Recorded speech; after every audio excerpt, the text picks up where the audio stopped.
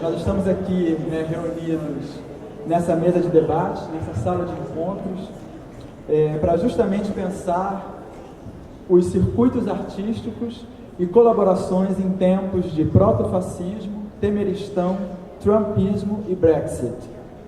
Eu sou Felipe Ribeiro, sou professor do Departamento de Arte Corporal na UFRJ e um dos diretores artísticos da plataforma Atos de Fala, e eu vou atuar nessa função dupla de mediador e de palestrante.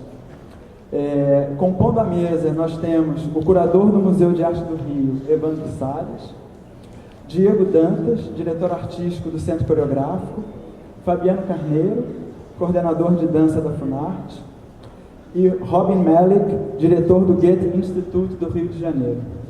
A gente tem também compondo a mesa a Anaíse Lopes, que está chegando, em algum momento fica aqui conosco. Bom, a gente já está um pouquinho em cima da hora e por isso até por uma questão de concisão, eu preparei uma fala escrita e que eu prefiro lê-la, né, para começar trazendo algumas questões para ver como é que elas se desdobram em outras. Né? Como a sinopse desse encontro apresenta, nós somos artistas, curadores, gestores culturais que debatem estratégias de colaboração artística no atual contexto econômico-político no Brasil e no mundo. As provocações do debate estão voltadas para a reflexão crítica das porosidades entre política e arte, nos convidando a pensar redes de hospitalidade, resistência, mobilidade e intercâmbio. Imagino que nesse debate pensemos formas de colaboração mútua e fortalecimento de nossas atividades no circuito artístico, em especial da dança. Esse termo, circuito, me parece mesmo mais apropriado para pensarmos nossa força, na medida em que com ele não nos referimos apenas a um mercado e, portanto, não valorizamos somente a dimensão econômica do campo, ainda que a economia seja um componente fundamental de manutenção e criação desse circuito. Como imagem, o circuito é uma chapa eletrônica, um espaço plano onde se desenham conexões e por onde se circula energia. Logo, a depender de que áreas conectamos, produzimos diferentes forças que ativam mais certas partes em detrimento de outras. Produzir conexões e ativações é sempre parte de qualquer circuito, e nesses tempos de evasão de apoio às artes, esse mecanismo de produção de forças é ainda mais necessário. No caso brasileiro, o contexto é de um corte brusco de políticas culturais por parte do governo federal, e no caso do Rio, problematizada também pelos entraves nas esferas do Estado e do município. Eu imagino que o Fabiano, da Funarte, possa comentar um pouco sobre os desafios que ele enfrenta nesse momento, assim como Evandro Salles, do MAR, e Diego Dantas, do Centro Coreográfico. Ainda nesse cenário atual, certamente a presença de Robin Malik é muito bem-vinda, na medida em que o Goethe Rio esteve envolvido nesse ano em apoios dos mais diversos às artes na cidade, como suporte a alguns festivais, e eu incluo Atos de Fala nisso, mas também intervenções urbanas independentes, que foram de ações performáticas ligadas à aldeia Maracanã e à Vila Autódromo, comunidade da Zona Oeste do Rio de Janeiro. No caso do Atos de Fala, entendemos que em momentos de adversidade se torna muito importante perceber como o dinheiro estrangeiro pode, ao mesmo tempo, cumprir o seu papel de disseminação de culturas internacionais e, ainda assim, protagonizar artistas nacionais. Num ano de escassos recursos financeiros, tínhamos que ficar atentos para não tornar o Atos de Fala uma vitrine de produções estrangeiras, mas justamente fortalecer a rede de artes nacional. Comissionar obras de cooperação entre artistas tem a força performativa que um momento de crise nos pede, e o apoio do Goethe se deu exatamente nesse sentido. Temos nessa edição um artista radicado na Alemanha, trabalhando com um coletivo de artistas cariocas. E, inclusive, o Robin hoje me falou, né, comentou que nós devemos ter a presença também do Stefan Riederhaus, que pode falar um pouco junto com ele sobre possibilidades de construção de redes internacionais e de financiamentos. Né, acho que vai ser super interessante ouvir isso um pouco depois. E se por vezes o dinheiro internacional ganha protagonismo e viabiliza ações, por Por outro lado, nas últimas produções independentes a que assisti, os atores voltaram ao palco ao final, explicitando que a temporada tentava se viabilizar com o dinheiro da bilheteria. Como esses tempos, nos quais minam os subsídios estatais e mesmo os privados, reacendem a discussão em torno do papel da bilheteria como sustento às artes cênicas? Acho que é uma pergunta que a gente pode se fazer aqui. O Atos de Fala tem grande parte da sua programação gratuita, e penso também no caso do Panorama, a Anaís deve estar aí chegando, que tem um público diverso atraído por espetáculos a preços populares. Mas a pergunta que nos faço é: estamos num momento de repensar a política da bilheteria? Que paradoxo essa política nos coloca? Como surfar nesse paradoxo? No que diz respeito à sua política econômica, a bilheteria parece ser mesmo bastante paradoxal. Mas, por outro lado, há também uma questão político-social mais abrangente. Como pensar uma rede de apoio e mesmo de proteção às artes?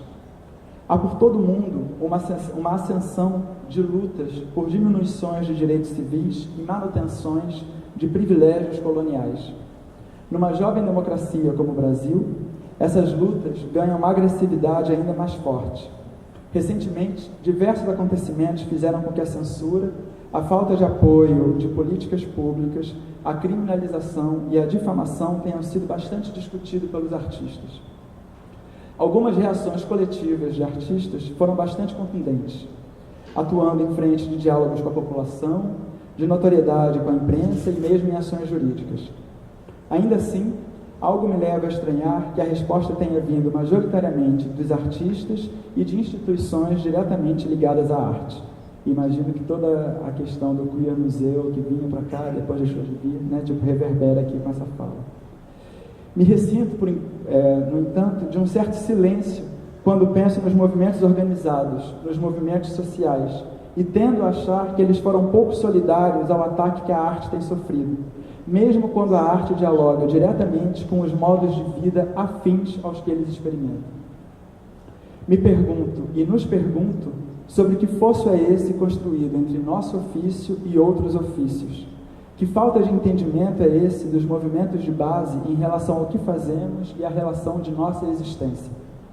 Onde falhamos em deixar claro que a importância política da arte se dá muito comumente por sua potência dissidente?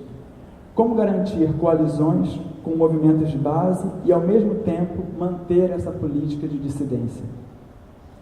Será que pensar uma política da arte nesse momento passa também por recuperar as suas bases sociais? Como pode a arte construir uma base de apoio e resistência, sem nem por isso deixar de colocar os seus problemas, diagramar escapes oblíquos, flertar com a concretização de impossibilidades e surfar nos impasses?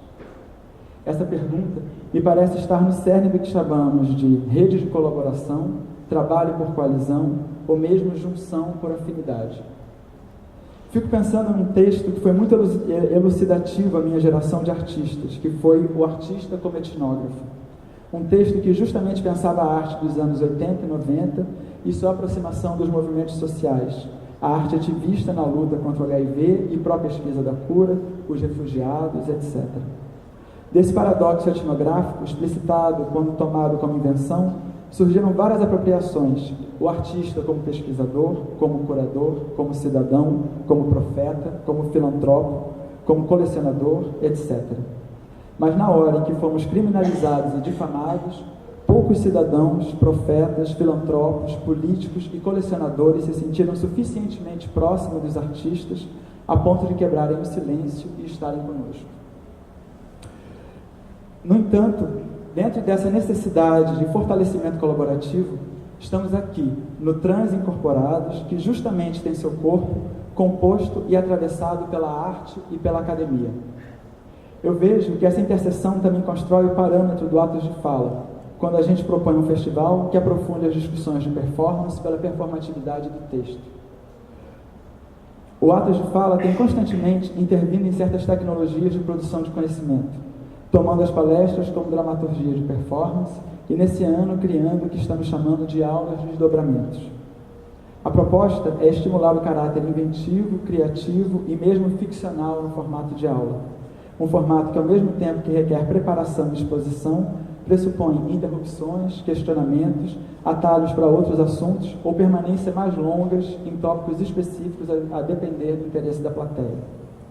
De alguma maneira, esse movimento fronteiriço do atos de fala e do transincorporados é parte de uma dinâmica que se potencializou nas últimas décadas. O ingresso de vários artistas na vida acadêmica, em especial como docentes nas universidades.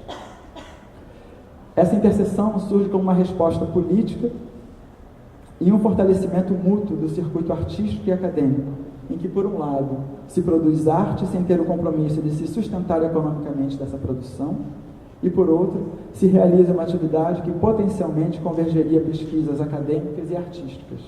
E isso ainda é uma luta longa dentro da academia, a gente sabe, uma luta que teve seus avanços, mas que ainda tem um longo caminho a percorrer. E que ganha novos desafios quando ambas atividades se encontram também nos discursos criminalizantes, difamatórios e ideologicamente distorcidos, como que a gente tem visto surgir, principalmente nesses últimos 2 meses. Por fim, uma outra provocação que me vem à mente é justo a de como reconhecer as urgências desse momento, sem nem por isso sucumbir à sua histeria. Como reconhecer a força dos ataques, sem canalizar toda a nossa energia respondendo-os. Afinal, a proibição vem como uma forma também de administrar nossos desejos e comportamentos. E, nesse sentido, tornar o nosso discurso ainda mais público, ainda mais reverberado, se torna mesmo uma forma de se contrapor à censura e uma forma de firmar o nosso dissenso. Me pergunto como agir de modo ao que Michel Foucault chama de um contra-efeito à censura, para que dela surja ainda mais detalhamento das formas de desejo no discurso e nas obras e ações artísticas. Ou ainda, nos termos de Paul Preciado sobre Foucault, como escapar da proibição, se abstendo de lutar diretamente contra ela, mas fazendo fluir ainda mais formas alternativas de modos de vida e sexualidade. Quer dizer, tem aí um parâmetro de perguntas, de questões, para abrir a mesa aqui e ver como isso reverbera para vocês.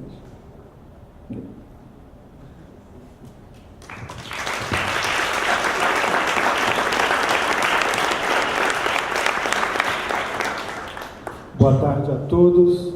É um prazer enorme ver essa sala cheia de artistas, o museu cheio de artistas e de pessoas engajadas nesse movimento de criação, de pensamento. Então, eu queria dar boas-vindas a vocês. Deveria ter feito isso hoje cedo, mas foi impossível em função de questões internas nossas. Aproveito esse momento para dizer que nós estamos muito felizes de recebê-los a todos aqui e principalmente aqui. Eu particularmente estou muito feliz de receber vocês aqui nessa sala. Eu acho que já entro dentro do nosso tema um pouco, explicando que sala é essa, por que a gente está dentro dessa sala de exposição, fazendo uma outra prática paralela de discussão e de debate.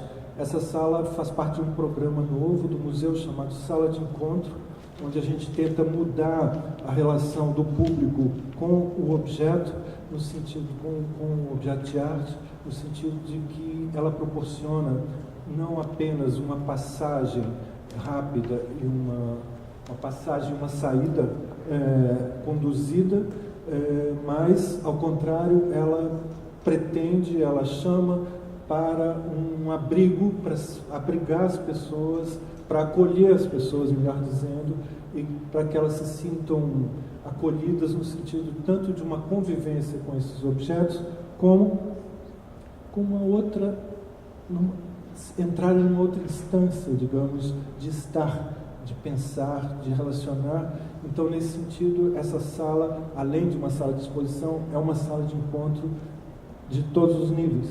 Assim, tanto pessoas que vêm aqui às vezes e dormem, eu estava falando agora, para realizar o trabalho do sono, que para nós artistas é muito importante, fundamental até, e como para debates dessa ordem, vários tipos de atividade. Inauguramos agora aqui um programa de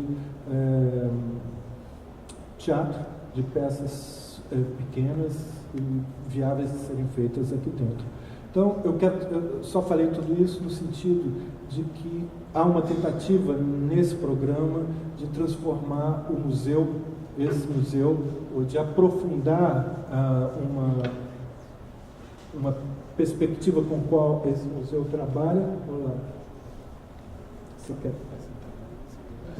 só para dizer, a gente tinha avisado que a Anaíse estava a caminho, então chegou a Anaíse, curadora e diretora-geral do Panorama, né, aqui para a nossa discussão. Bem-vinda, Anaíse.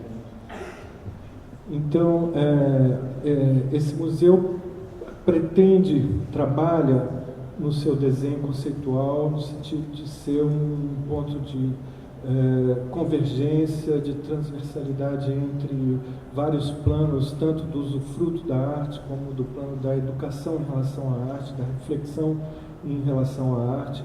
E, nesse sentido, se busca criar, se a gente passa essa questão para esse momento, trincheiras de pensamento, de reflexão, de espaços que estabeleçam espaços de liberdade para que esses processos possam ser desenvolvidos e possam ser vividos por pessoas que normalmente não têm acesso a essas possibilidades.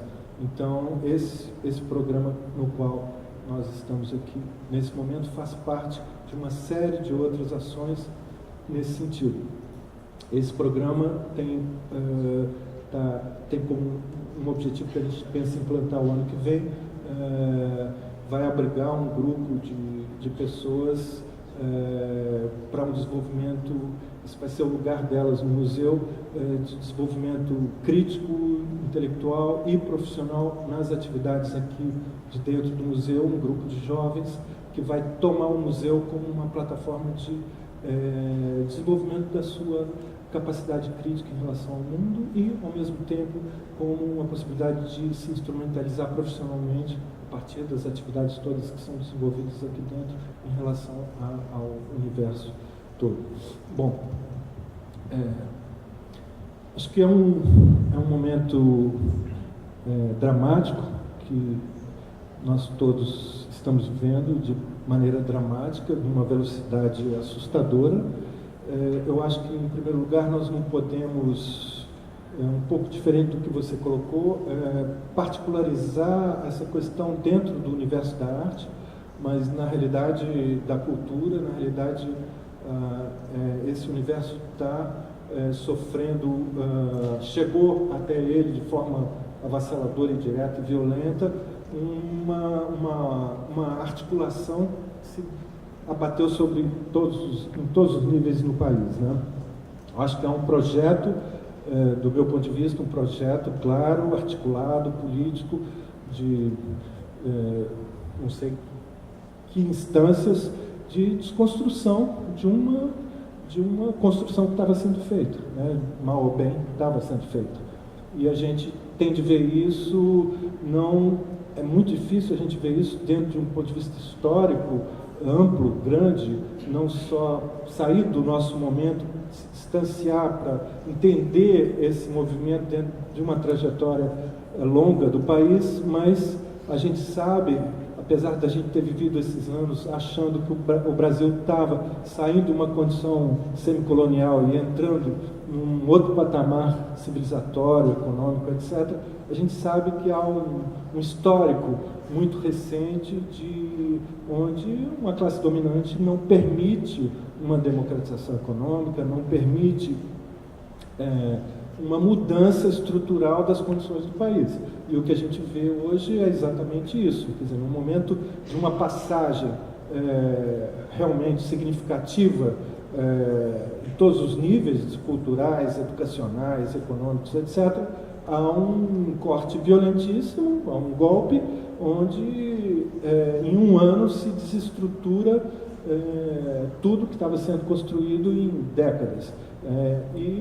Esse movimento chega à nossa porta, né? A porta da arte e da cultura, não por acaso, é óbvio, porque é claro, eu acho que 2 pontos são claros. É uma trincheira de militância contra essa visão do mundo, né, histórica, né, e nos últimos anos, né, nesse processo, ela claramente se posiciona por um universo democrático, de transformação do país, e por outro, que eu acho que nós temos que ter uma consciência muito grande disso, e eu acho que é por isso a violência da direita contra a arte, é porque é básico, fundamental no processo da arte o exercício da liberdade, né?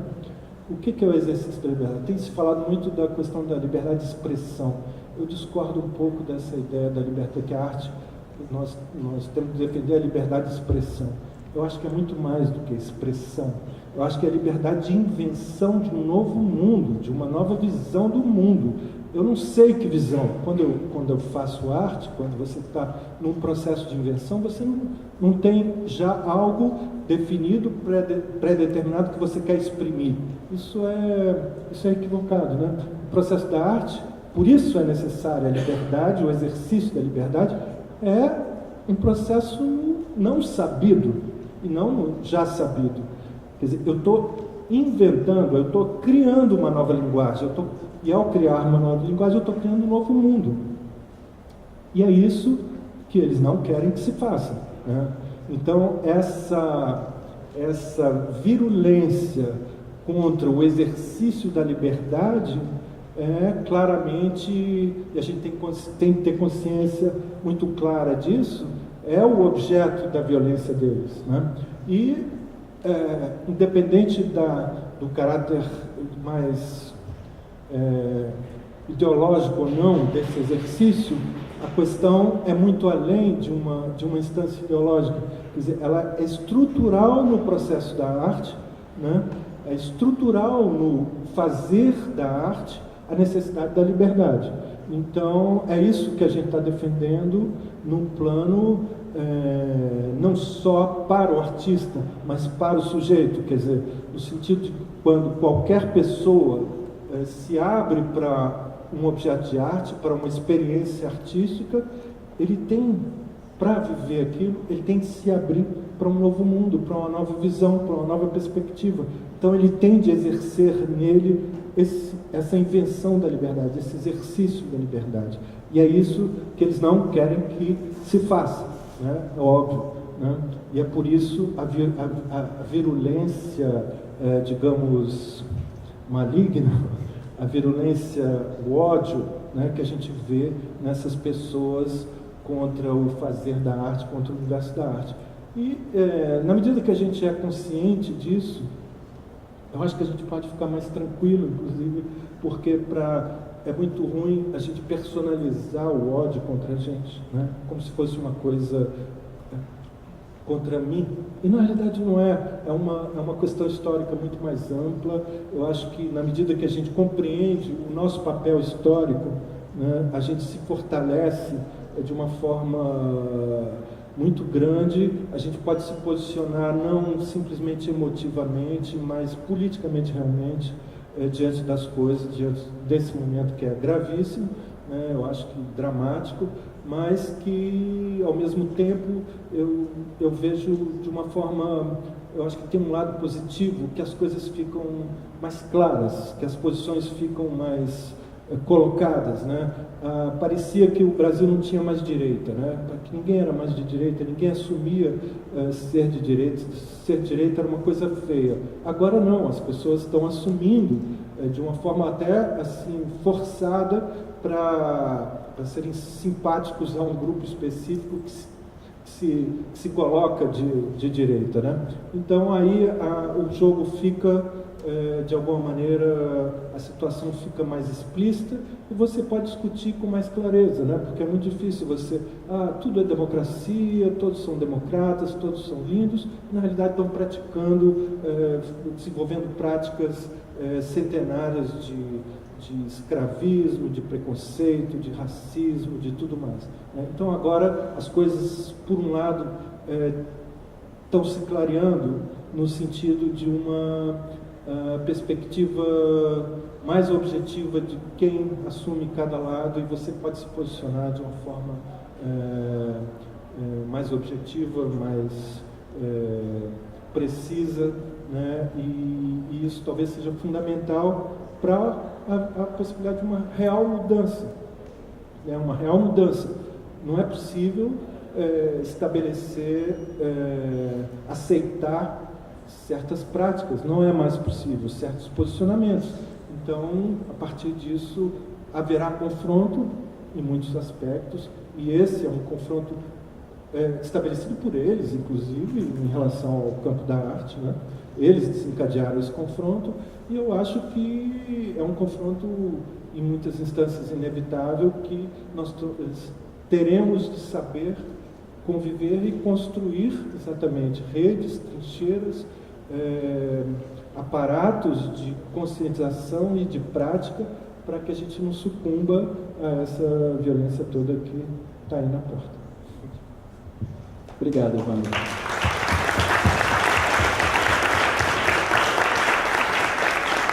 Não sei quem quer falar em seguida, assim, mas eu fiquei ouvindo o Evandro, eu fiquei pensando muito, tanto no Diego quanto no Fabiano, né, pelas próprias instituições, assim, pensando um pouco como é que o Fabiano na Funarte, por exemplo, né, a Funarte passou durante muito tempo construindo diversos mapeamentos, quer dizer, tinha a Rede Nacional de Artes Visuais, né, teve o mapeamento da dança, quer dizer, como é que agora, nesse momento, né, porque parece que o Evandro ele coloca, assim como eu fiz também, um certo panorama, né, da situação, e aí a gente fica se perguntando como é que esse panorama constrói outros desafios dessa rede de colaboração, né, e aí a Funarte investiu tanto em mapeamentos, eu gostaria de repente de ouvir um pouquinho sobre isso.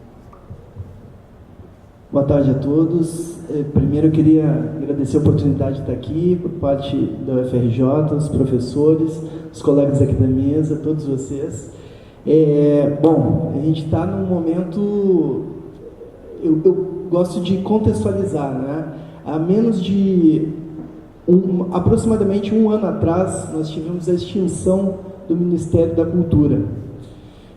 Isso aí eu tenho dito em todos os lugares que eu vou no Brasil, que a gente às vezes tem também a memória muito curta, né? E o Ministério da Cultura ele só voltou a partir de um movimento dos artistas, né? O primeiro decreto do atual governo foi a extinção do Ministério da Cultura. E esse momento é um momento em que a institucionalidade ela está ficando para o segundo plano, né? A Funarte, para quem não sabe, eu costumo dizer também que é o braço direito do Ministério, né? É o órgão executivo do Ministério da Cultura. Quem de vocês aqui já participou de alguma ação da Funarte? Bom, a Funarte, a Fundação Nacional de Artes, atua nacionalmente. Nós atuamos diretamente na área de circo, dança, teatro, música, artes visuais e artes integradas, são as 6 áreas de atuação da Funarte. E a partir dessa extinção do Ministério da Cultura, todas as políticas que vinham sendo trabalhadas desde 2004, 2006, a implementação, foram extintas, né? Prêmios, projetos de circulação, projetos de capacitação, festivais. Aí falo pela área da dança, como coordenador de dança, né? Programas, projetos que eram de apoio contínuo, muitas vezes. Nós tínhamos projetos para apoio para festivais de dança, que foram totalmente desconstruídos. E isso, para nós, uma questão que, hoje em dia, não conseguimos ter possibilidades de reestruturar a partir da falta de um orçamento delimitado para o Ministério, né? Foi um choque, inclusive nessa falta de continuidade. O nosso maior prêmio que nós tínhamos para a área da dança, um prêmio de 10 anos de atuação e de continuidade, ele foi totalmente... acabaram com o prêmio, pela falta de verba. Programas de capacitação que nós tínhamos construído também ao longo desses anos, acabaram e foram extintos. E também, para mim, aí trazendo a questão da institucionalidade, né, é um ponto que eu gosto de colocar. Eu estou na Funarte há 11 anos. Dentro desses 11 anos, se passaram 9 ministros da cultura, né? Uns bons, outros nem tantos, mas é importante colocar isso, porque com 9 ministros à frente de um ministério é impossível dar continuidade e ter uma política delimitada para a área da cultura. Não? Então isso fica muito claro, né? Essa desconstrução e essa falta de uma gestão eficiente e eficaz à frente do Ministério. E assim, é importante que vocês saibam que quando muda o ministro, diretamente o presidente da instituição, né, que é o braço direito, ele também, como é uma instituição política, né, acaba indo junto. Mas também, voltando para o tema desse debate, né, a possibilidade da criação de circuitos. Quando nós soubemos que não tínhamos todos os prêmios, os fomentos, as circulações, as capacitações delimitadas, alguma coisa a gente tinha que dar uma visibilidade, dar uma possibilidade de articulação. E aí se pensou de poder trazer também uma aproximação para as questões das parcerias e as possibilidades de articulação junto à América Latina, né? E aí um projeto que para nós, que para a área da dança é um projeto eminente, é o MICSU, Mercado das Indústrias Culturais, que acontece o ano que vem. É a terceira edição desse mercado. É um mercado voltado para a área de dança, circo, teatro, artes visuais, games, moda. Ele acontece do dia 23 ao dia 29 de abril, na cidade de São Paulo. É a terceira edição, como eu falei. A primeira foi em Mar del Plata, Argentina. O ano passado foi na Colômbia. Tivemos alguns projetos na área da dança, onde, como um mercado, né, uma possibilidade de articulação. E isso é uma coisa que já está estabelecida por parte do Ministério da Cultura. E um outro ponto que eu queria trazer para vocês, e aí também, quando não se tem já essa política estabelecida, a gente também passa para as articulações, né? As articulações institucionais. Nós estamos trabalhando num grupo de gestores da área da dança, voltada para a América Latina, para a plataforma ibero-americana, que se chama PID, que é a Plataforma Ibero-Americana de Dança, onde nós temos já instituído também todos os países ibero-americanos. Nós termos, isso vai ser chancelado nos próximos dias, acredito eu, um convênio onde nós teremos um apoio direto por parte desses ministérios da cultura para que a gente possa criar uma forma de mobilidade e uma forma de articulação por meio de festivais, residências, projetos de fomento também e de intercâmbio voltados para os países ibero-americanos. Então, nesse momento, são as duas, infelizmente, né, mas são as duas formas que nós temos trabalhando e as dois projetos que estão para serem instituídos. É isso, assim, temos outras coisas que gostaríamos de poder estar implementando, mas infelizmente, se não tivermos verbas, se não tivermos possibilidade de recursos, essas articulações acabam não acontecendo. Também eu queria concluir dizendo que, assim como o Ministério ele teve essa possibilidade de continuidade por um manifesto dos artistas, é importante a gente ter sempre em mente, nós que trabalhamos com a dança, né, isso é muito claro, a questão da institucionalidade, né, voltar e forçar, então, termos uma instituição como a Funarte, como a Fundação Nacional de Artes, que, volto a dizer, é mais antiga que o próprio Ministério da Cultura, e ela só vai ser reforçada, ela só vai ter um peso a partir dessa aproximação entre os artistas e os gestores. A gestão é feita de pessoas, né? Eu tenho estado em diferentes lugares aí no Brasil e costumo falar isso também, assim, a gestão é feita de pessoas. E se nós não nos aproximarmos, se nós não nos ajudarmos, a extinção, nesse momento, ele se torna eminente. Obrigado.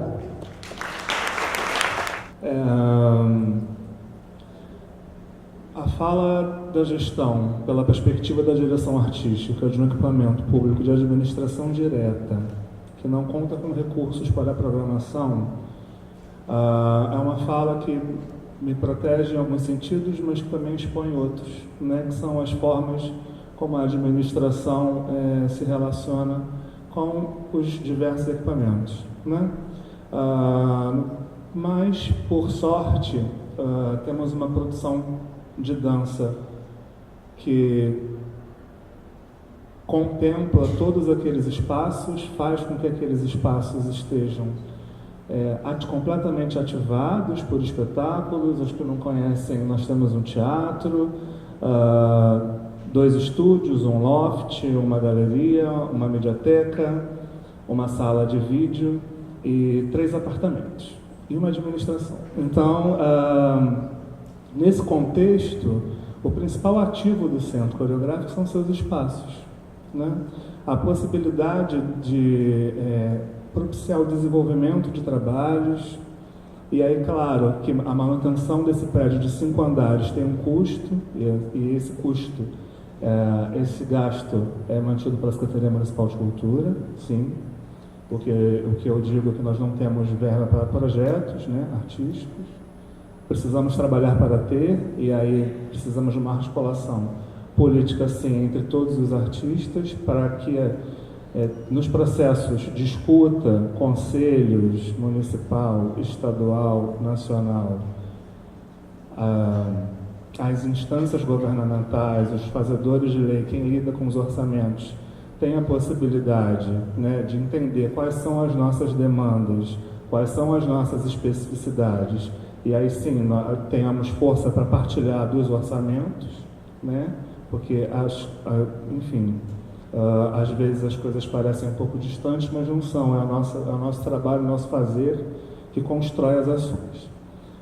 Voltando a falar dos espaços do centro, como principal ativo para a programação e para o desenvolvimento de projetos que foram alinhados pensando inicialmente na cessão desses espaços, né, abrindo as portas para que artistas da dança, equipamento da dança, totalmente dedicado à atividade de dança, que muitos acham que há dificuldade para se programar um espaço de dança, e a realidade que eu vivo é de que nós temos muita produção, e que bom que temos produção e que podemos dialogar com outros equipamentos, com outras instâncias, com os festivais, enfim, com todos os que desejarem, tá? Com todas as plataformas. Busco sempre o diálogo desde que cheguei na direção artística do centro. Estou há 7 meses na direção. Quero saudar a Paula Mori, que é a diretora artística que me antecedeu, que está aqui presente. Um beijo, querida.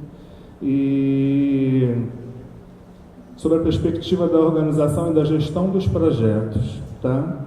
Nós temos um programa de residências artísticas, que nesse contexto, sim, uma medida inicial para propiciar um mínimo de conforto, né?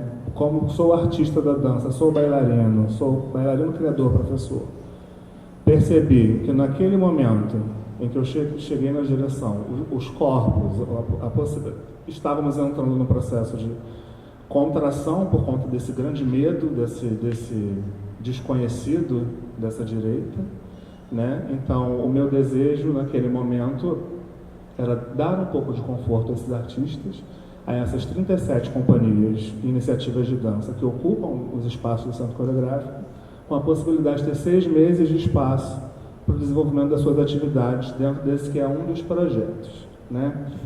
A partir dessa sessão de espaço, nós temos o desenvolvimento de algumas contrapartidas, que são as oficinas, e a gente pensa a relação da capilaridade desse equipamento, que é muito estranho que a gente pense ele como equipamento, mas é muito legal que ele é um centro de referência com projeção internacional, reconhecido, eu acho que a gente pode dizer, na América Latina, pelas suas dimensões, por tudo que já passou por ali, né? E que esse esforço hercúleo é construído diariamente, sem recursos. A partir desse programa de residências artísticas, retomando, algumas ações contrapartidas são pensadas para capilarizar, trazer o público, criar alguma aderência com a realidade que esse centro está inserido, que é a realidade da Zona Norte, né? Então, pensar o centro, eu penso diariamente um centro coreográfico público da cidade do Rio de Janeiro, que está na Zona Norte e dialoga, e necessita dialogar com aquelas instituições do entorno, para que a escuta aconteça, né? E eu acredito que tenho muita felicidade com o retorno, com os pequenos retornos que já aparecem daí, que são as possibilidades de parceria com as escolas, porque penso que o trabalho de formação é necessário. Em dança, falando das especificidades da dança, uma área da arte que fala sempre da manutenção do trabalho, como a nossa relação com as escolas, todas as escolas privadas, mas especialmente com as públicas, porque eu falo do meu lugar de origem, que é onde eu vou encontrar talvez meus pares negros, suburbanos. Então, a fala também é de um centro coreográfico inserido numa cidade que tem um contexto sociogeográfico como uma marca cultural e uma marca que define identidades e danças, né?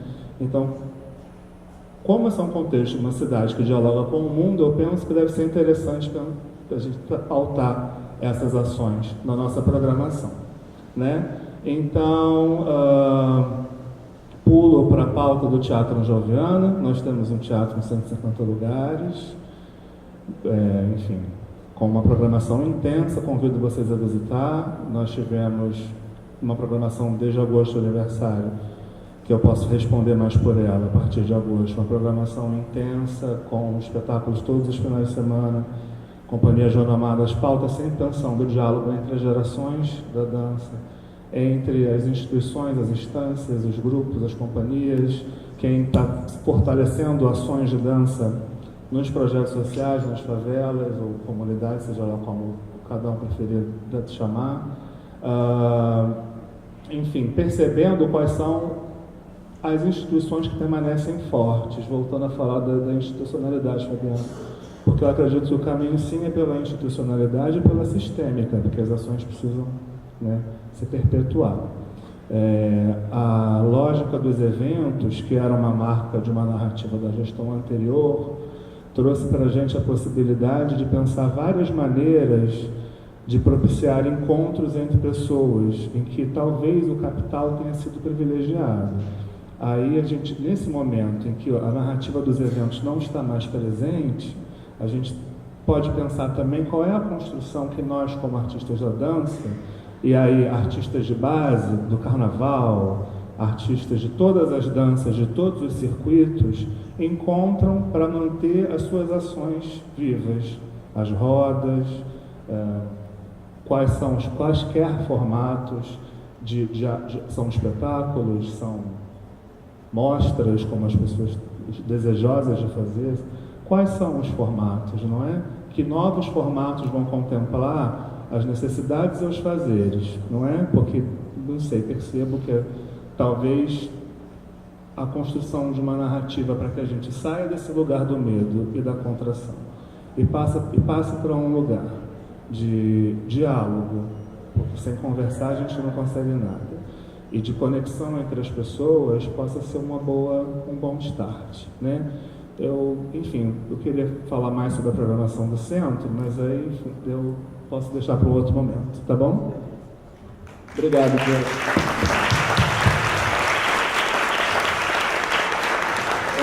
Eu acho que acabou entrando em duas questões aqui que foram interessantes, de pensar essa geopolítica da dança, né, e de formas de colaboração. Quer dizer, o Diego agora aqui por último, pensando a relação do CCO, né, com instituições locais, quer dizer, pensando essa geopolítica da Zona Norte aqui na cidade.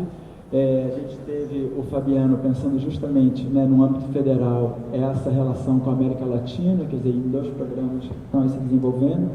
E aí eu queria aproveitar e ouvir um pouco do Robin, né, para a gente pegar para continuar essa produção geopolítica e pensar essas redes de colaboração internacionais com o Hemisfério Norte, com a Europa. Né? Olá, boa tarde, é um prazer estar aqui.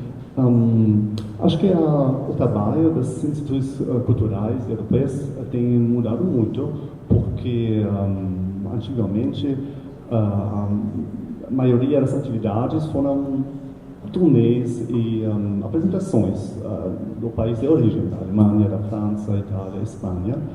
E agora acho que uma parte integral também seria de iniciar plataformas ou redes de colaboração, ou pelo menos apoiar algumas atividades.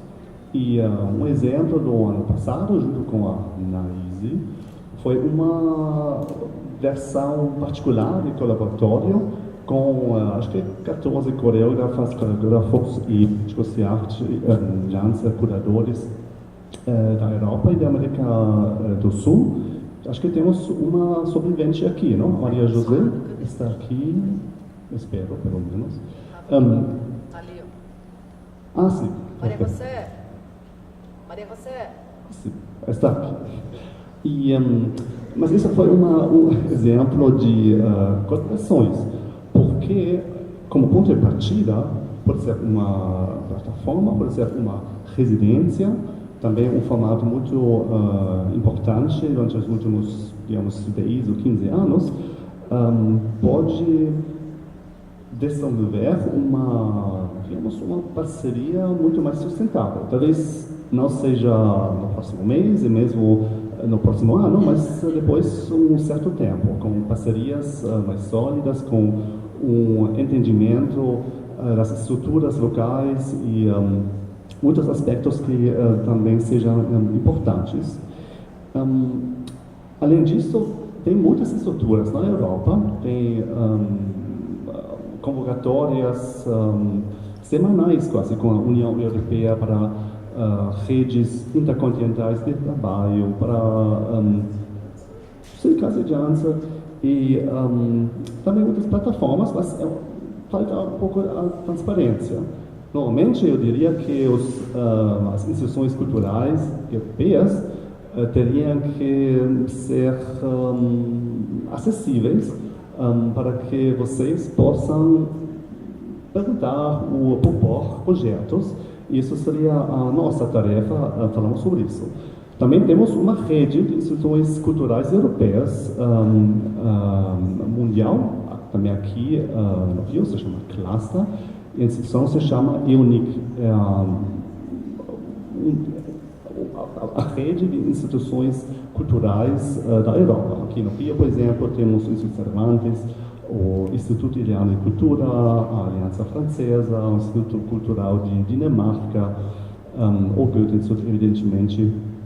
E também temos as atividades juntas. Podemos também, teoricamente, apoiar plataformas, festivais e projetos. O único problema, às vezes, é a antecedência. E entendi perfeitamente que agora, e acho que a Anaísa sabe muito melhor do que eu, a impossibilidade de saber com, eu não digo um ano, mas mesmo um mês de antecedência, qual será a infraestrutura, o apoio e as oportunidades financeiras.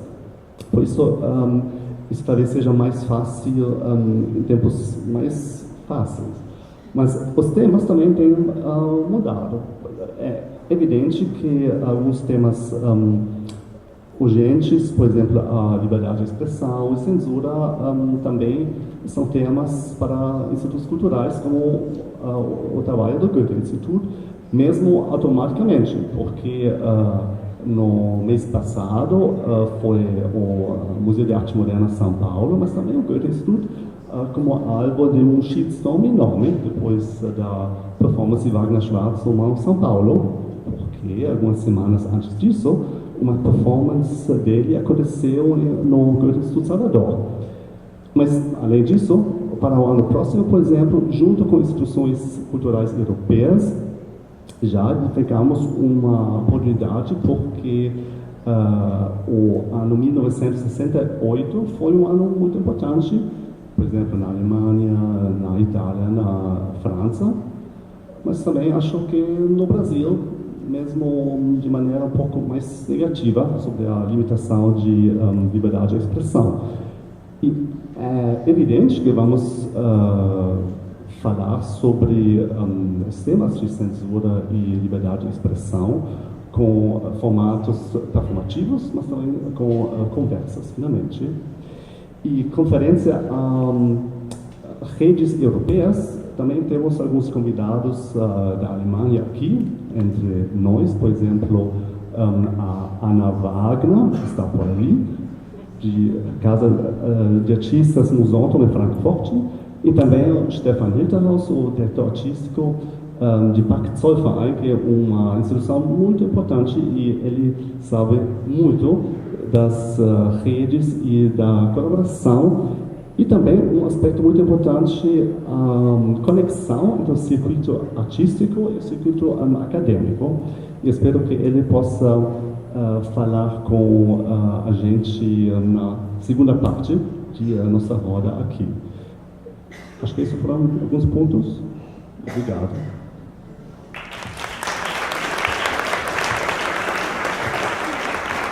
Obrigado, Robin. Eu queria aproveitar então e passar a palavra para a Anaíse. Né? A gente está aqui no Trans Incorporados, que faz parte da programação do Panorama também, quer dizer, né, a gente sabe que o Panorama, né, tipo, como refletindo esse momento que a gente está vivendo, né, assim como Atos de Fala também, está passando por uma série de reestruturações em termos de pensamento curatorial, no momento em que, né, a gente tem um ano dificílimo de captar recursos e, portanto, de viabilizar as formas que a gente tinha pensado para o festival. Quer dizer, eu queria ouvir um pouco de você, como é que isso está afetando o seu pensamento curatorial. Obrigada, gente. Desculpa o atraso. Como a gente está no meio do festival, foi um pouco impossível. Na verdade, eu nem ia topar porque eu estava no meio do festival, mas não consigo dizer não ao Sérgio, então estou aqui, mas queria desculpa pelo atraso aos meus colegas. Eu estava aqui sentada ouvindo os meus colegas falarem e eu cheguei na hora que o Evandro estava falando e eu fiquei pensando que ano passado a gente fez uma performance aqui no museu, não sei se todo mundo viu, que ele viu, chamada Batucada, do coreógrafo Marcelo Evelyn, do Piauí. E ano passado, parece tão distante na nossa vida nesse momento, porque assim, a gente estava aqui dentro do museu com 50 pessoas peladas, 200 pessoas de público no meio dessas 50 pessoas peladas, essas pessoas peladas batendo panela contra o governo, contra tudo que está aí, contra o governo golpista, naturalmente, mas enfim, era uma coisa tão catártica e tão normal que é difícil a gente imaginar que tem só um ano que isso aconteceu e que hoje, por exemplo, talvez a gente não conseguisse fazer esse projeto como ele foi, né? Com 50 pessoas da Praça Mauá peladas, enfim, que o guarda municipal passou e a gente ficou em pânico porque eles estão pelados na rua. Aí eu olhava para a Clarice olhava para o Renato, de repente o guarda municipal saiu e fez uma selfie dele com os pelados atrás. Assim. Então, assim, a gente vivia realmente em um outro lugar há um ano atrás aqui, né? Durante o Panorama. Era inimaginável que um artista pudesse ser levado para depor numa CPI de maus tratos na arte. Olha que loucura esse nome dessa CPI. Que é o que vai acontecer. Aconteceu com a Elizabeth, que não tinha nada a ver com a história do Wagner, coitada, estava ali como público.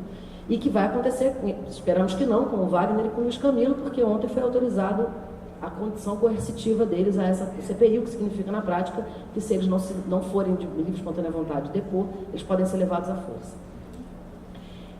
Então, assim, a gente está falando de um contexto que as pessoas mais velhas que viveram a época da ditadura estão muito apavoradas. Não por ser a mesma coisa, só o fato de a gente estar aqui falando já diferencia, o fato de a gente ter ainda alguns passos de falar diferencia, o fato de ter uma Constituição que está em vigência, enfim, há muitas proteções ainda.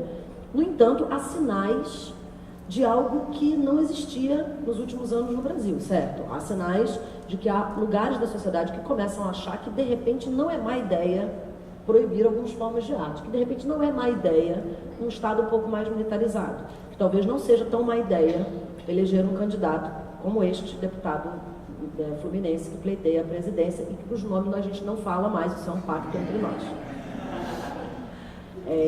Então não pode falar o nome, não pode postar o nome dele nas redes sociais, tá? Ajuda o algoritmo dele, então por favor não postem o nome dele, quando for xingar inventa um outro nome. Não postem o nome dele, não botem links para a página dele, não ajudem este homem.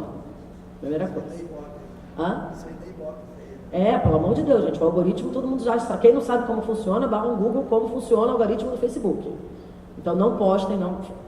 Então Valdemar, esta pessoa, nós não falamos o nome dele, todo mundo sabe, né? É isso. Pois bem, Valdemar não está atacando a arte porque ele não gosta de arte. Valdemar não sabe nem o que é arte, certo? Eu sou de Vila Valqueire. Quem aqui sabe onde é Vila Valqueire? Eu nasci e fui criada em Vila Valqueire, estudei em Marechal Hermes. Eu estudei com os filhos do Valdemar, quando nós tínhamos 8 anos de idade. E eu posso dizer a vocês com absoluta convicção que Valdemar, ele representa uma parte imensa da população brasileira. Não por ser fascista, mas por se sentir de fora de alguma coisa que está acontecendo. É por ali que ele pega as pessoas. Ele não pega as pessoas num discurso necessariamente machista, racista, misógino, homofóbico. A moeda de conexão, quer dizer, a conexão que ele faz com a maioria das pessoas é pelo sentimento de exclusão, de algo que eles não entendem, e que, portanto, isso causa um medo, e a resposta que ele dá para essas pessoas é conforto. Isso que você está sentindo, pode continuar sentindo, porque você não gosta muito de preto, tudo bem. Você acha que viado não é uma coisa que você não entende muito bem, tudo bem. Eu vou resolver isso para você. É isso que faz com que uma pessoa como ele tenha ganhado o espaço que ele ganhou. Não é porque ele não gosta de performance, ele não está interessado na Lígia Clark, não tem nada a ver com isso, entende? Então, eu acho que quem trabalha hoje com arte, cultura, faz festival, dirige um centro público, né, com todas as limitações que a gente sabe, estamos olhando aqui 2 instituições fundamentais para a dança, que não tem orçamento. Não ter orçamento não é uma coisa que acontece do céu. Um dia o Diego chegou e um dia o Fabiano chegou e não tinha orçamento. Não ter orçamento é uma decisão política para estrangular as instituições. Essa que é a lógica de não ter orçamento.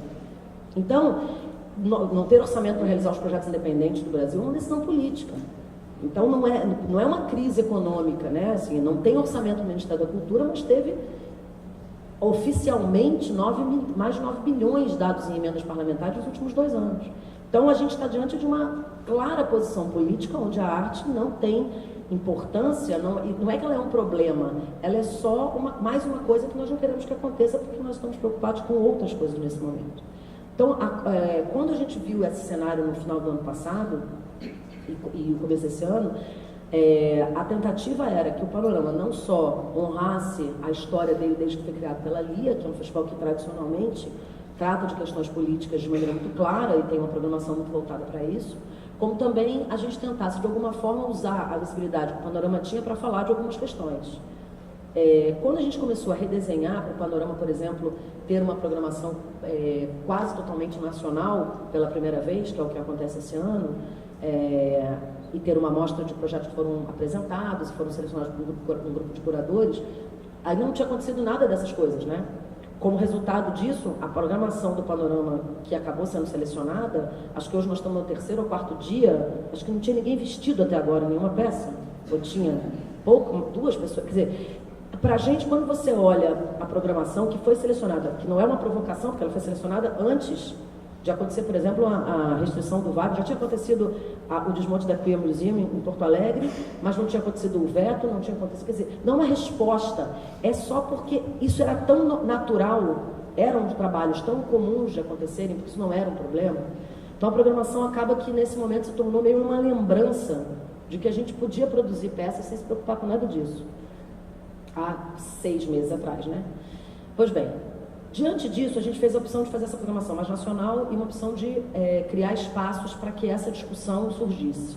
Então, eu até vou fazer um convite já, depois eu falo com detalhes se vocês quiserem, mas a gente está no domingo ocupando o Circo Voador, a partir das 5 da tarde. É super importante que todo mundo vá, porque a ideia da gente é realmente mostrar um volume de gente que está interessado no tema Corpo em Risco, que é o tema dessa ocupação.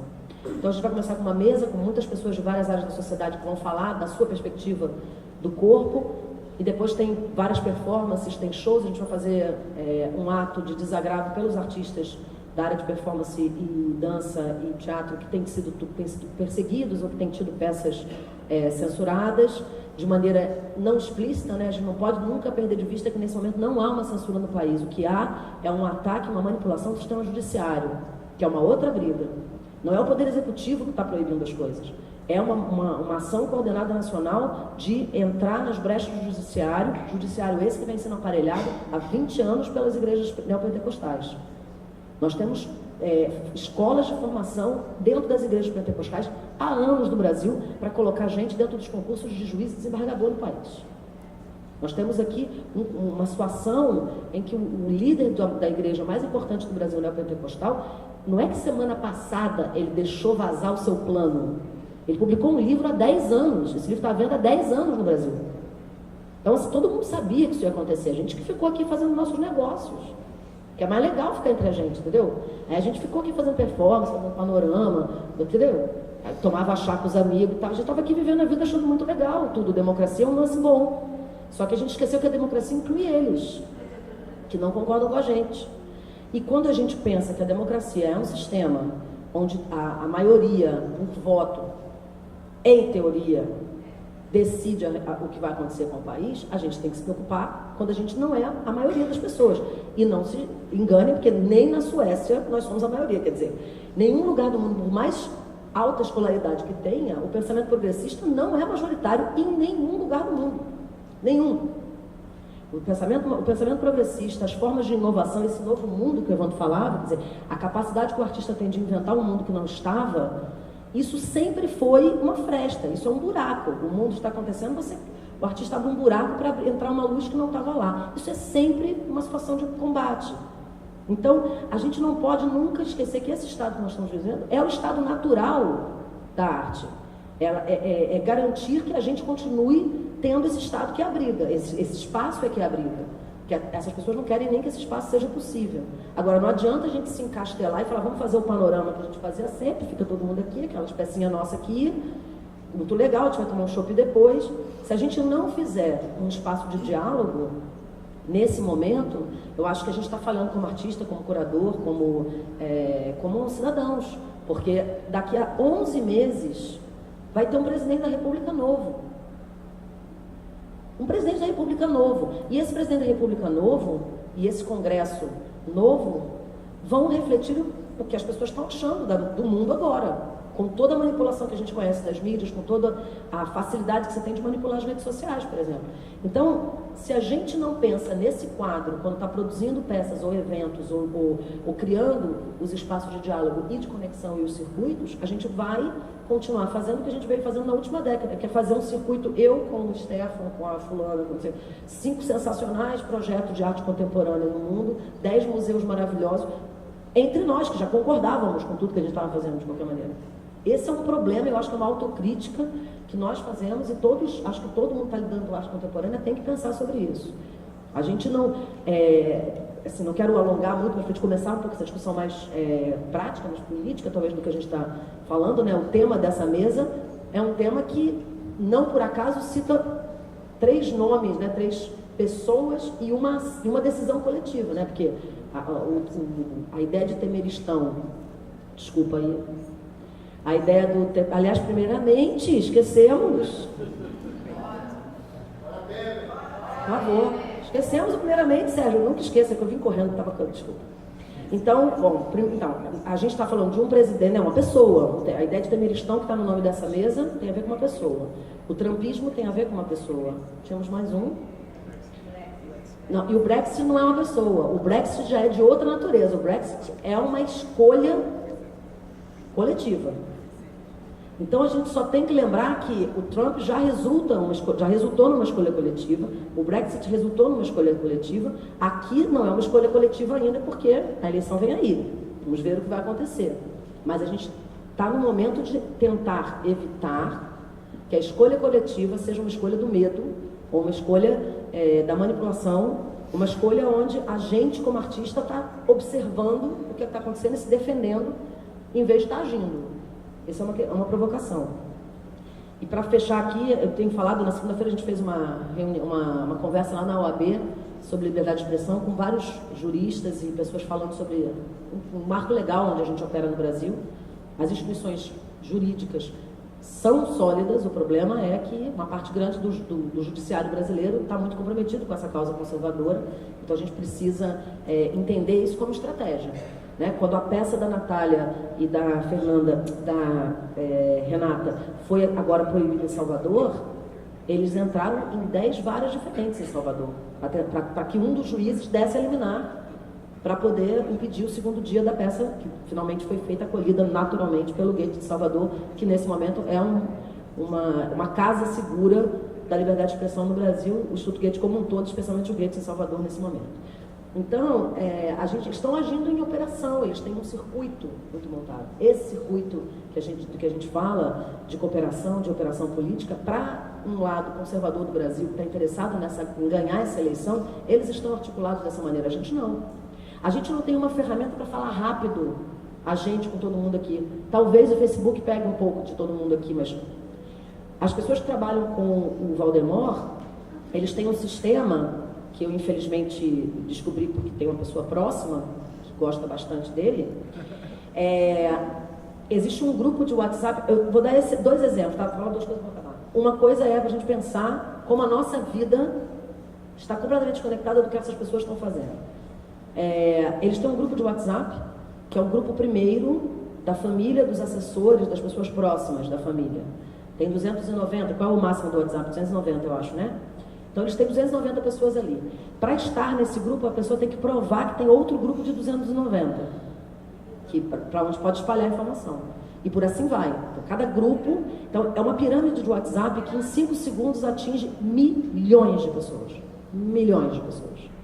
E é uma coisa que não precisou de nenhum dinheiro para fazer, não precisou de nada. Bastou alguém com inteligência de comunicação para propor isso para ele. Então, isso é um exemplo de como nós estamos aqui brincando de fazer o nosso negócio, enquanto os caras estão tentando ganhar a eleição. Isso é uma coisa. E a outra coisa que eu acho que a gente tem... É muito importante falar dessa despersonalização, que não é com a gente, a raiva, é um outro problema maior.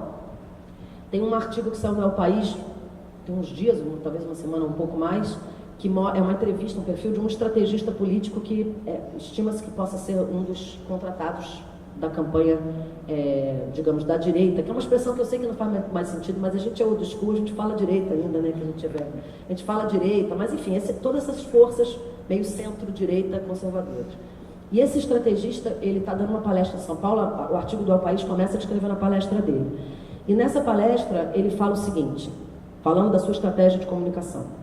E ele fala assim, se você tem uma casa que tem uma praia na frente, e você não quer que ninguém use a praia na frente da sua casa, é mais efetivo colocar uma placa praia particular ou uma placa cuidado tubarão? É claro que a placa cuidado tubarão é muito mais efetiva. O que a gente não pode esquecer é que nós somos o tubarão. Nesse momento, nós somos o tubarão. Não é sobre a gente, é sobre manter mais gente fora da praia. Entende?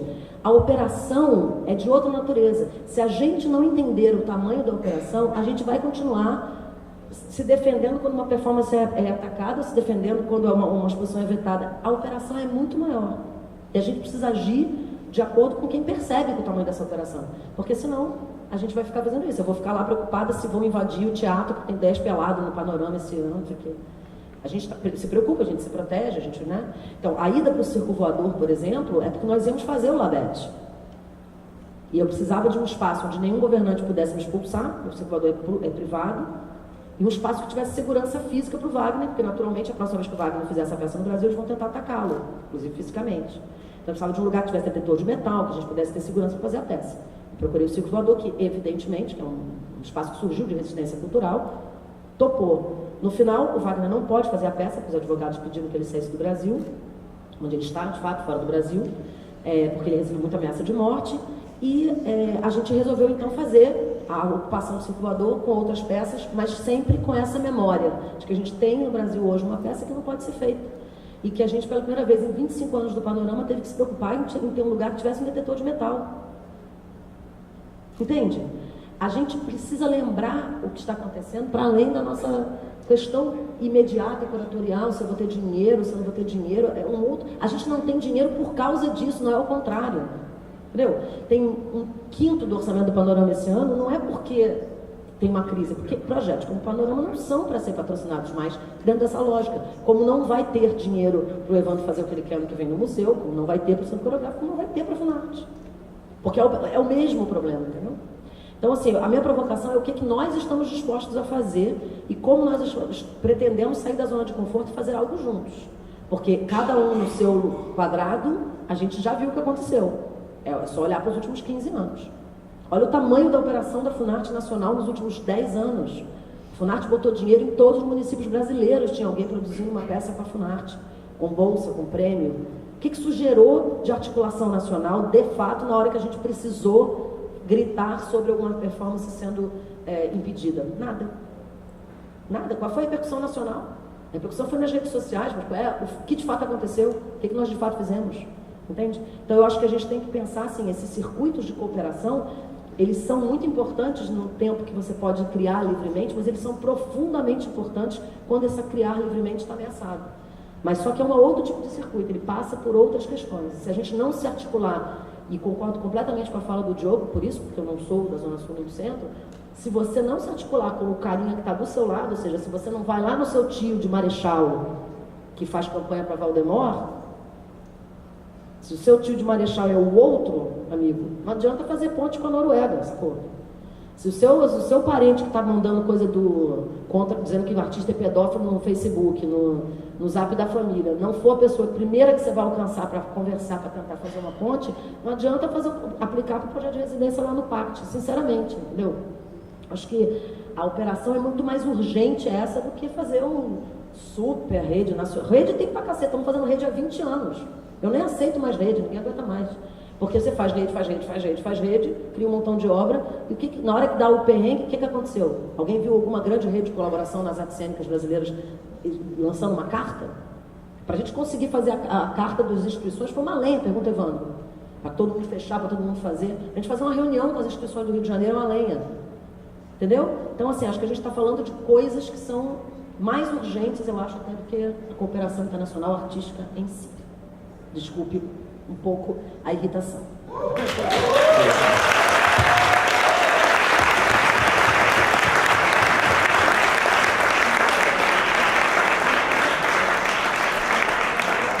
Gente, a gente tem um tempinho ainda para fazer perguntas, né? A gente tem, tipo, no máximo 20 minutos aqui para uma rodada de perguntas, se alguém tiver alguma coisa para falar.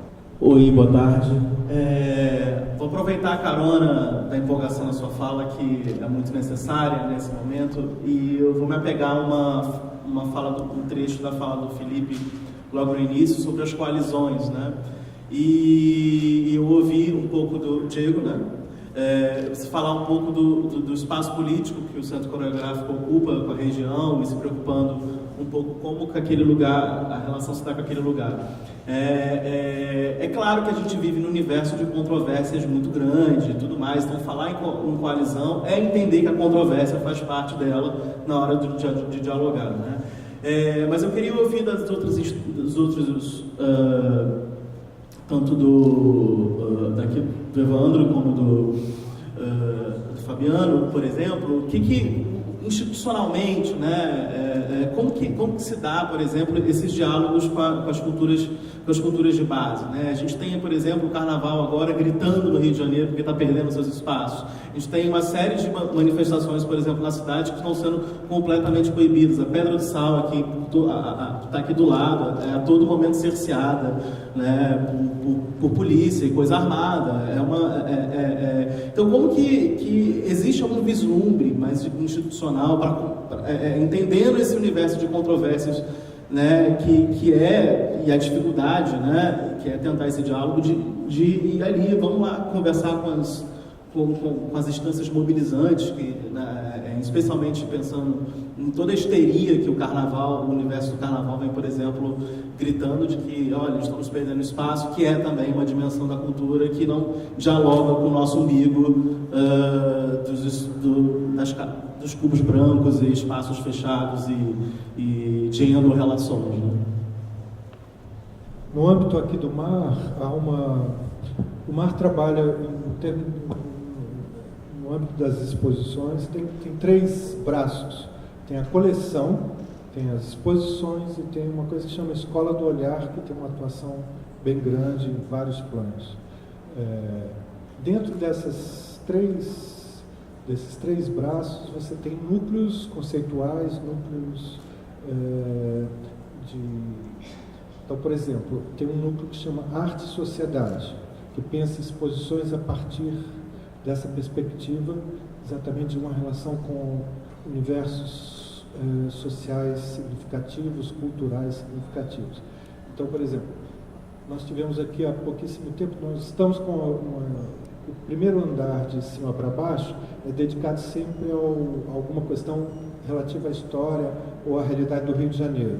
Então nós estamos com uma exposição chamada Jaguataporã sobre a presença indígena agora, que é praticamente invisível, ninguém sabe que existem no estado do Rio de Janeiro e na cidade do Rio de Janeiro em torno de 30 mil índios, né, que é um grupo social absolutamente que sofre de violência em planos inimagináveis e que o museu trouxe a questão a partir das suas próprias. Quer dizer, a curadoria dessa exposição foi feita com a participação de vários grupos, de várias pessoas desses grupos. Né? É uma experiência curatorial absolutamente nova, no sentido de, em vez de você falar do seu objeto, você trazer a pessoa, esse universo, para dizer como ele quer ser representado.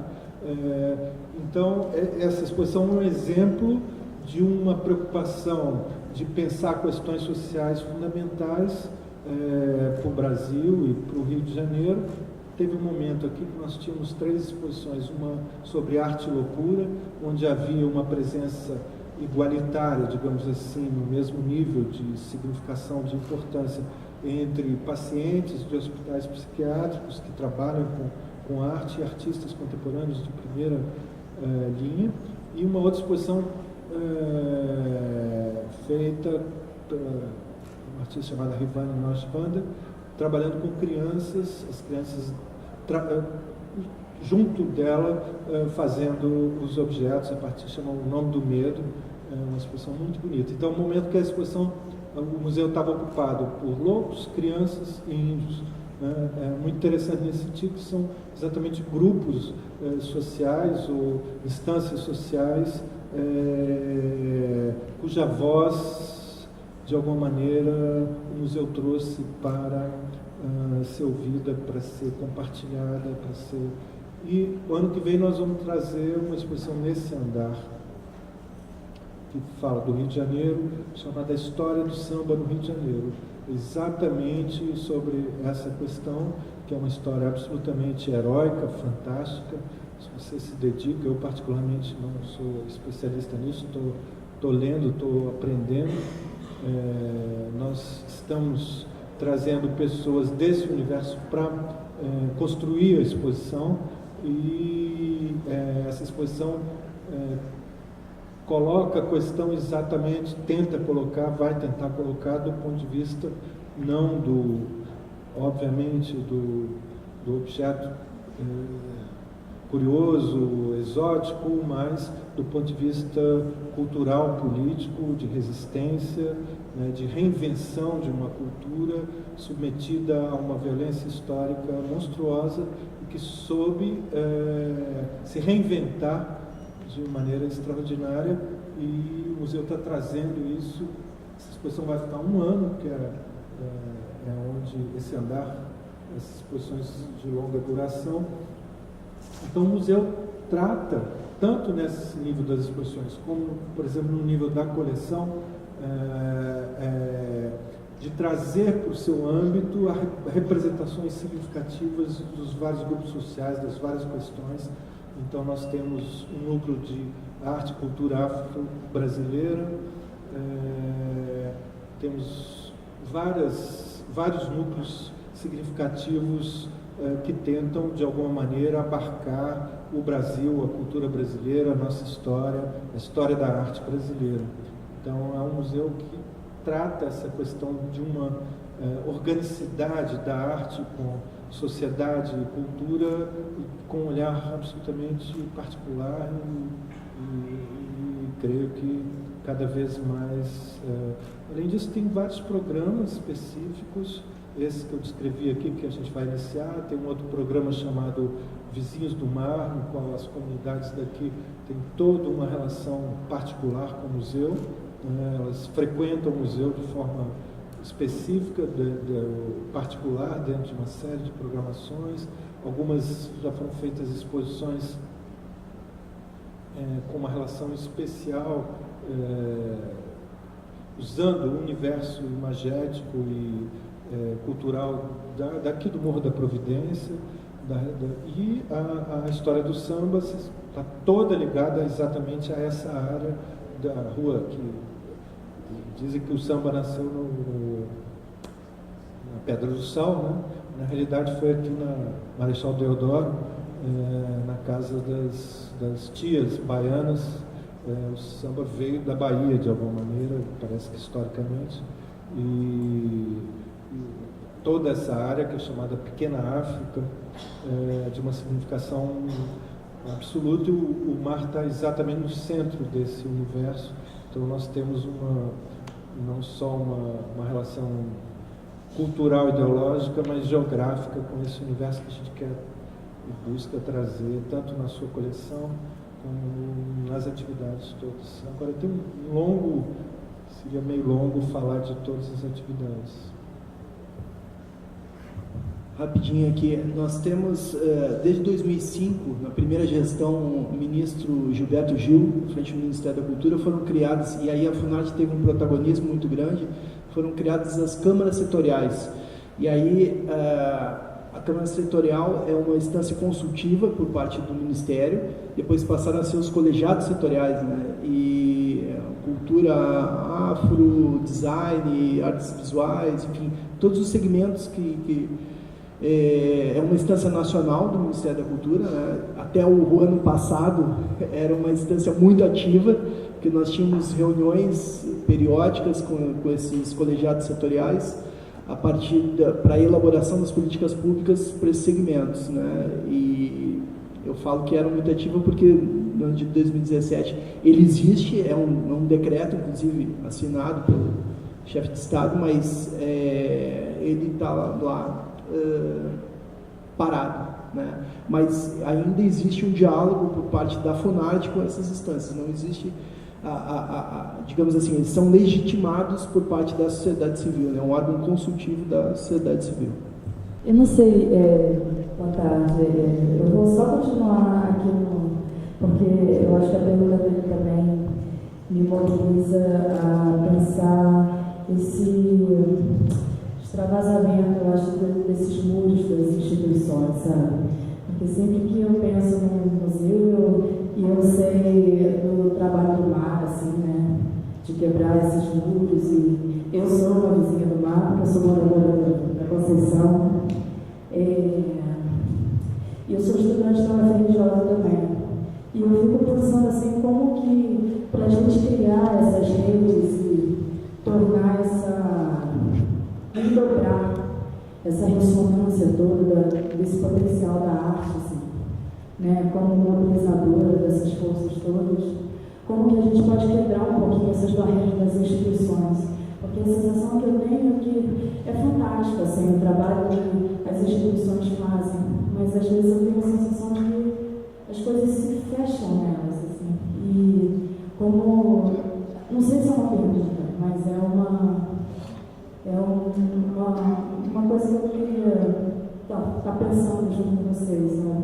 Como que a gente pode criar essas redes que extravasam esses limites e esses contornos, sabe? Não sei, é isso. Eu acho que, de alguma maneira, a fala da Anaíse coloca essa questão, tirando da coisa específica da arte, mas num outro plano, né?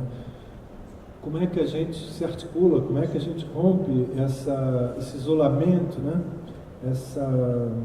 Esse posicionamento tão voltado para a gente mesmo e atua realmente dentro de uma perspectiva social mais ampla, é o nosso drama.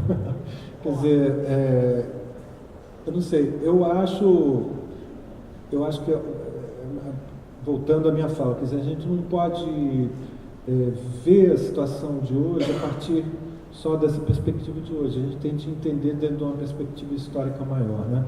Eu acho que há uma falência de um projeto político progressista, e isso tem como consequência uma falência de liderança, de perspectiva organizacional.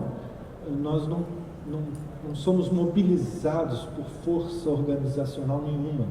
por líder nenhum nesse momento.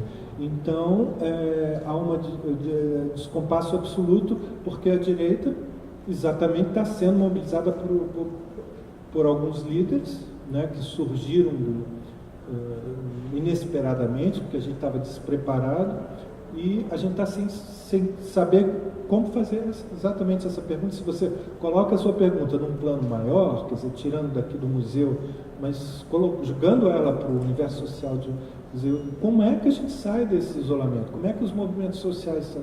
Não existe, eu não tenho, acho que você não tem, ninguém tem essa resposta. Quer dizer, é um processo histórico que vai nos levar. Agora, as respostas só vão ser possíveis a partir exatamente de um fazer e de um embate. Eu acho que há ao mesmo tempo que é dramática a nossa situação, a situação do Brasil é terrível, acho que é terrível porque a gente deslumbrou, né, viu ali na esquina a possibilidade de um outro país, e aí a merda vem toda em cima, acaba tudo de uma velocidade incompreensível, né? A coisa da velocidade, a gente não entende direito como é que uma coisa ocorre assim, de um dia para o outro. Eu estava com 50 pessoas nuas, e agora, se tiver um nuzinho aqui, vai ser um escândalo, prender todo mundo, tirar todo mundo. Como é que pode uma coisa dessa, né?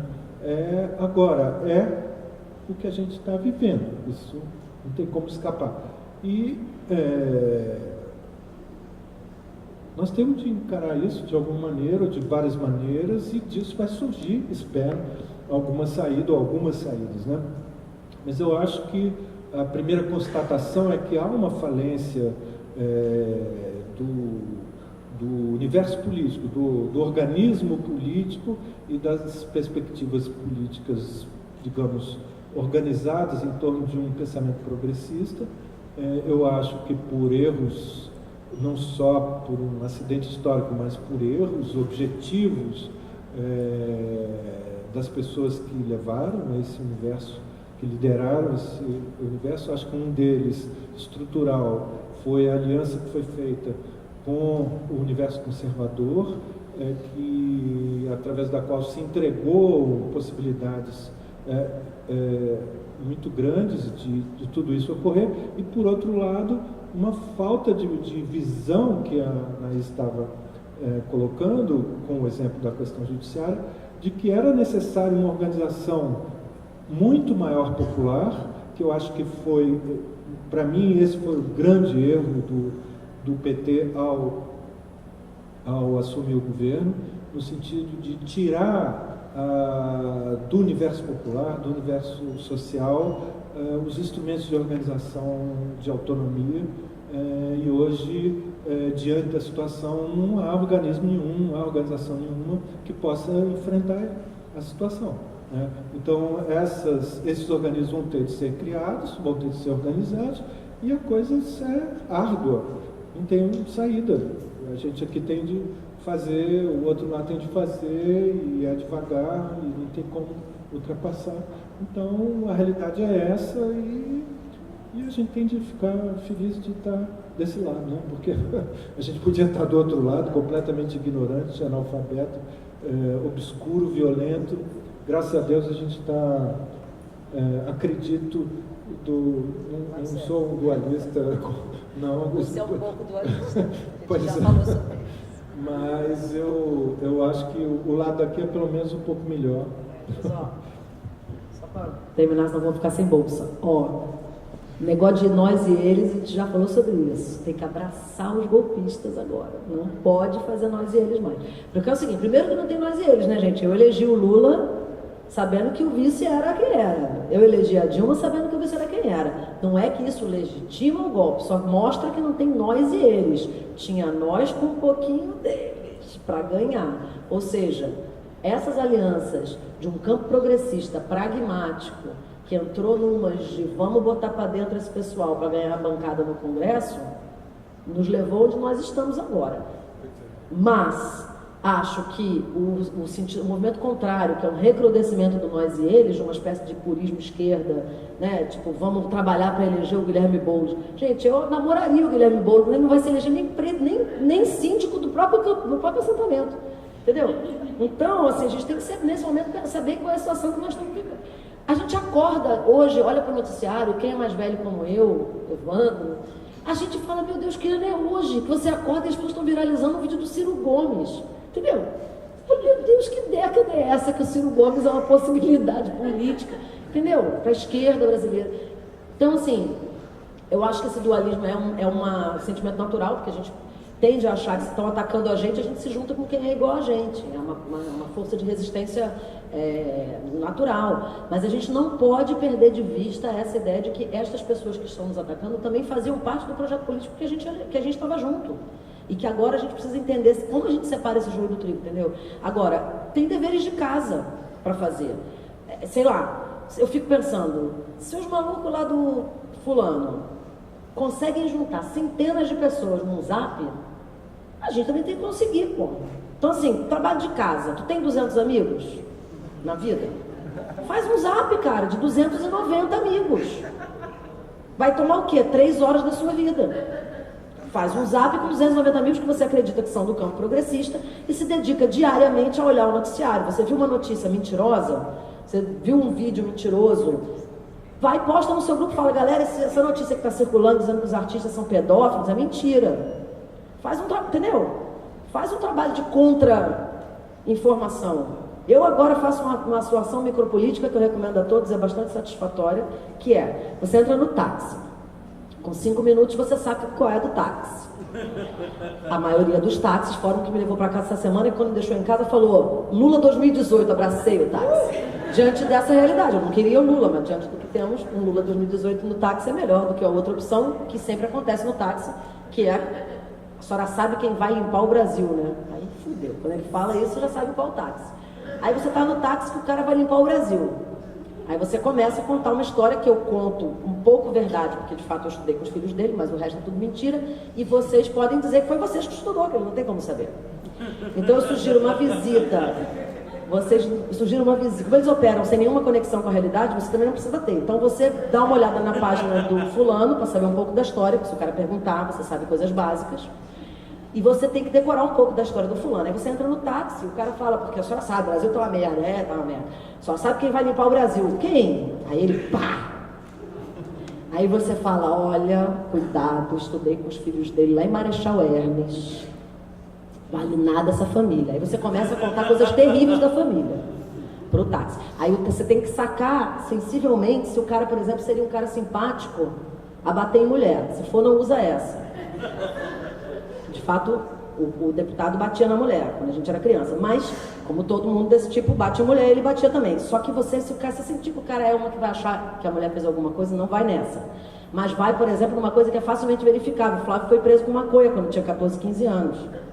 Deputado, filho do outro. Então você fala, Flávio, por exemplo, foi preso com maconha, isso tudo é hipocrisia, essa família aí, ó, não vale nada. Aí você faz essa micropolítica no táxi. É um voto, gente, você tenta tirar dele.